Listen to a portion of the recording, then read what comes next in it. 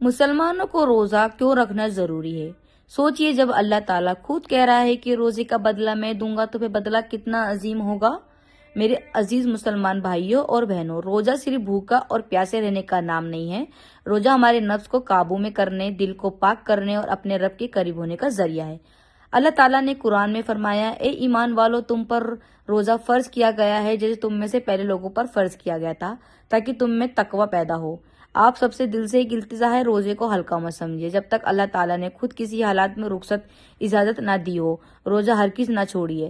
روزہ اسلام کا فرض ہے، یہ ہماری بندگی، صبر اور تقوی کی پہچان ہے۔ روزے کا اصلی مقصد کیا ہے؟ روزہ ہمیں تقوی سکھاتا ہے، یعنی ہر حالت میں یہ احساس کہ اللہ مجھے دیکھ رہا ہے۔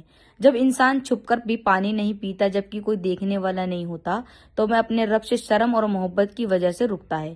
روزہ گناہوں سے بچانے کی طاقت دیتا ہے، صبر پیدا کرتا ہے، غریبوں کی بھوک کا احساس کراتا ہے، دل کو نرم کرتا ہے۔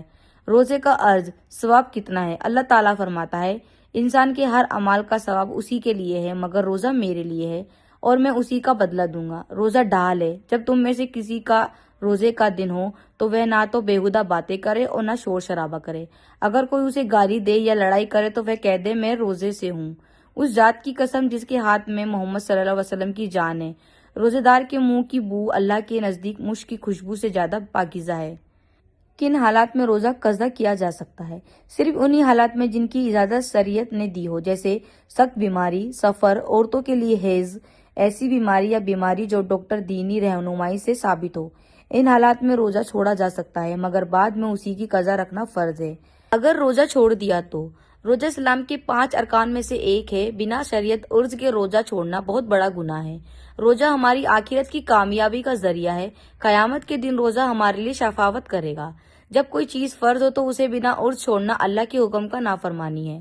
ایک گزارش ہے، اے میرے بھائیوں اور بہنوں، دنیا کے کام، نوکری، تھکان، گرمی، یہ سب وقتی ہے، مگر آخرت ہمیشہ کی ہے۔ اگر اللہ نے آپ کو صحت دی ہے، طاقت دی ہے تو اس نعمت کی قدر کیجیے۔ روزہ مت چھوڑیے، کیونکہ ہمیں نہیں معلوم اگلا رمضان ہماری زندگی میں آئے گا یا نہیں آئے گا۔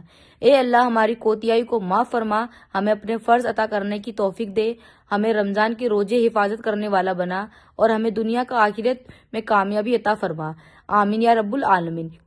اس پیغام کو زیادہ سے زیادہ اپنے تمام مسلمان بھائی بہنوں کے ساتھ شیئر کیجیے، شاید آپ کے ذریعے کسی کی زندگی آخرت سنور جائے۔ میرے پیارے بھائیوں اور بہنوں، قرآن میں اللہ نے فرمایا، تم میں سے جو بھی اللہ کی راہ میں خرچ کرتا ہے وہ تمہارے لیے ہی ہے۔